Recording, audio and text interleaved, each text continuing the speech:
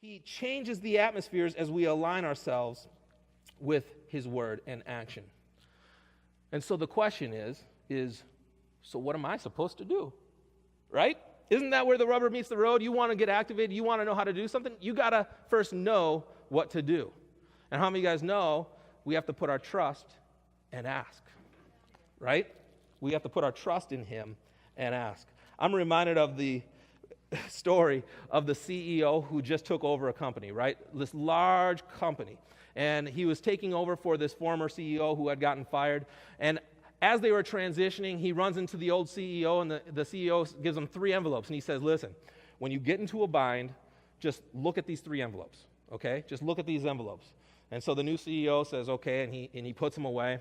And so things start off, and they start off pretty good as he's running this business, and some time passes and things start to fail, right? The stock prices are dropping, the budgets aren't looking so good, and so he doesn't really know what to do. So he goes and he grabs one of the envelopes, and he opens it up, and it says, blame it on the predecessor. He's like, that's actually a pretty good idea. Right? And so he calls a news conference, and he gets everybody together, and he says, listen, the things that you're seeing, it's because things weren't that good before, and there's some realities that we're facing, and we're going to make those adjustments. And sure enough, everybody gets excited. Everybody's excited, like, okay, so things are turning. Well, sure enough, stock prices go back up, things are looking pretty good, but then time passes.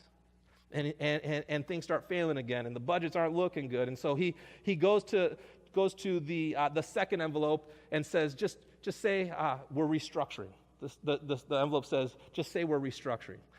So the new CEO says, okay, so he goes up and he calls a news conference and says, we're restructuring everything. The things that were the way it was before, it's not working, so we're going to restructure and we're going to have good results.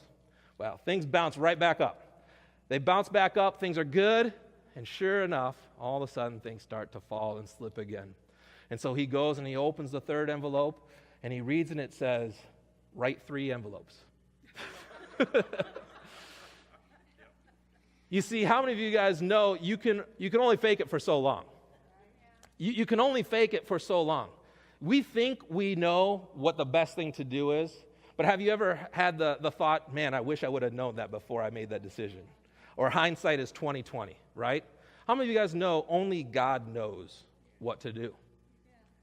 He's the only one that has perfect vision. He's the only one that knows what to do.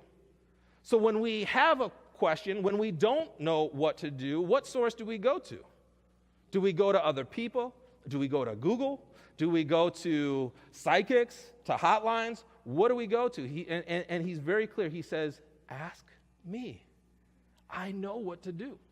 In fact, it says it this way in Proverbs chapter 3, verse 5 and 6. It says, trust in the Lord with all your heart. How much of his heart should he have? All of it. Trust in the Lord with all your heart. Lean not on your own understanding. In all your ways, acknowledge him. What does that mean? Ask him. In all your ways, acknowledge him, and he will direct your paths.